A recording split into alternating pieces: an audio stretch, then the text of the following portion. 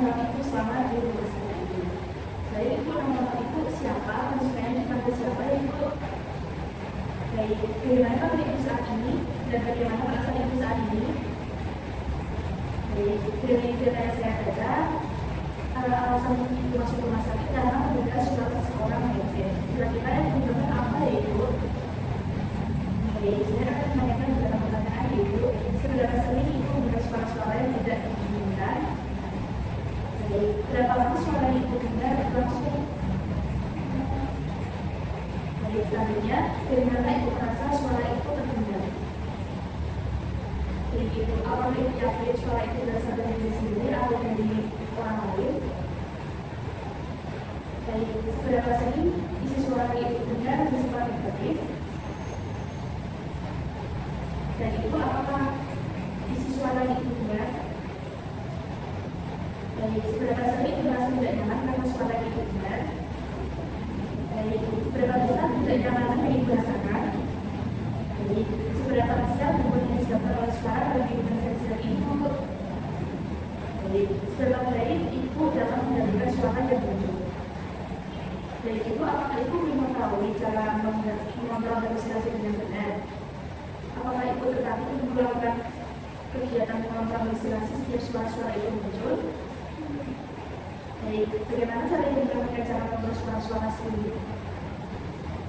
Baik, bagaimana kalau kita berdiskusi tentang cara mengontrol halusinasi dengan benar? Apakah Ibu bersedia? Apakah Ibu belum mampu mengidentifikasi agen halusinasi?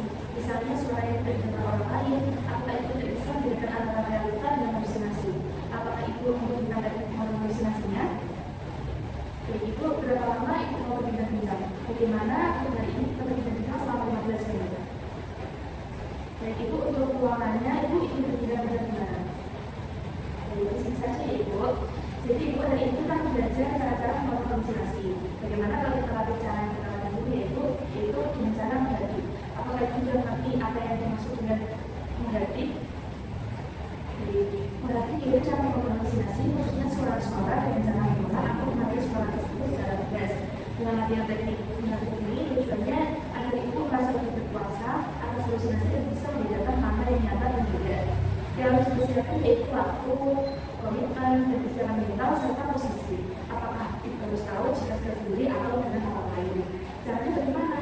Nah, saya akan mempraktikkan dulu, baru setelah itu Ibu memberikan kembali apa yang sudah saya contohkan. Ketika saya sendiri, Ibu bisa menggunakan cara seperti ini. Jika suara itu muncul, katakan dengan keras, pergi. Saya tidak mau dengar kalau itu suara palsu. Sambil menutup kedua tangannya Ibu. Seperti itu ya Ibu. Ketika itu sudah dikeramaikan, Ibu bisa mengatakan dengan ini saja. Coba sekali Ibu ulang lagi seperti yang sudah saya lakukan tadi. Pergi. Jadi Ibu, bagus ya, Ibu sudah bisa melakukan. Nah, selanjutnya, bagaimana perasaan Ibu setelah mengontrol halusinasi dengan teknik hati? Baik, Ibu masih ingat tidak kita berbincang dan belajar tentang apa? Coba Ibu sebutkan lagi apa pengertiannya, tujuannya, dan apa saja yang perlu dipersiapkan. Bagaimana cara latihan yang sudah saya hasilkan tadi Ibu? Baik Ibu, sekarang mari kita masukkan dengan contoh ya Ibu. Bagaimana kalau ada sesuatu yang membuat halusinasi? Ibu nanti juga lakukan latihan tadi ya. Ibu lakukan itu sampai suara itu tidak terdengar lagi. Nanti Ibu latihannya lakukan selama 3 kali sehari atau saat Ibu mendengar suara-suara yang tidak jelas tersebut ya Ibu.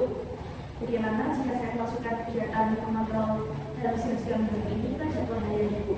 Nanti untuk mengisi badan Ibu bisa melakukannya secara mandiri. Untuk misalnya nanti bisa menuliskan tulisan M supaya Ibu bisa melakukannya sendiri.